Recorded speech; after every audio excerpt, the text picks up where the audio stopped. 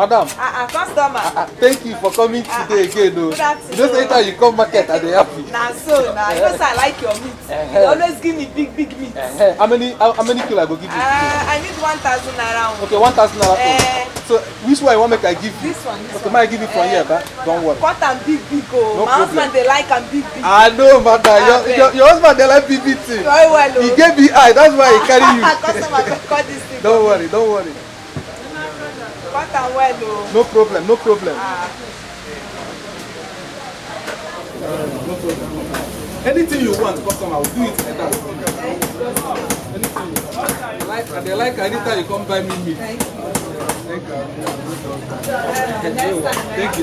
Greet Oga for me. Okay. Yes. Oga, welcome. What thing I go give you? No, sir, we are not here to buy meat. We are environmental health officer from the secretariat. We are in this abattoir for inspection. And we want to start with you before we can move on to the rest people. Okay, what thing I go do for now? Okay, sir, we will ask you some questions, just few questions, and we will continue. As we have told you, my name is James. We are from the secretariat. So we want to ask you if you have your medical certificate of fitness. Okay, I don't get any medical certificate, but I know say as I dey so I wear. Nothing they do me for body. Okay, sir, according to the Environmental Health Practice Regulation 216, Part 5, Section 3 said anybody that is selling food, selling meat like this, supposed to undergo what we call medical examination. And at the end of that medical examination, they will now give you a certificate known as Certificate of Fitness. And we want to still go on by asking, sir, why are you not putting your uniform as recommended by the law? Okay, this is not a secondary school where I go to wear uniform. Now hustling like the hustle for my family here. I don't get anything where I want to use uniform too. Sorry that if you are working in this kind of place, sir, honestly, the law recommend that you should wear an apron and possibly a cap on your head.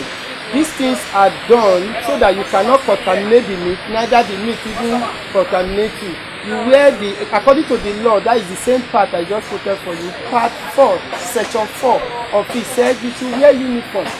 You wear uniform. So if you are not putting on all these things, it is not really proper, sir. Yes, sir. Sir, you still need your hand glove to put on hand glove while selling your meat. Because it's important. Maybe in the process of cutting the meat, you might cut your hand also. With that, the meat might be contaminated. You get contaminated. You still need your rain boots. Why going into the abattoir to buy meat or to slaughter your meat? There is not how you go. It's not proper for you to go with your footwear.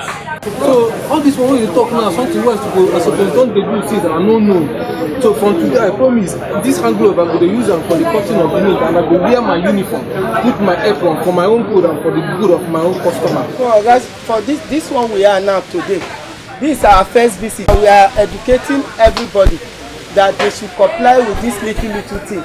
And our first visit like this, we normally give oral notice. If at the end of let's say 7 days or 5 days or 3 days, we come back, we did this period, and we come back to this place and we find that you don't have the medical certificate of fitness and you don't wear your apron and your cap or your hand glove as recommended, even your red hood as she earlier said, okay, we're going to charge you.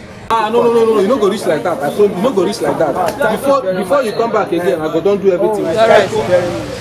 Thank you, sir. We'll be moving on to the next shop. Thank you very much. God bless you. Thank you.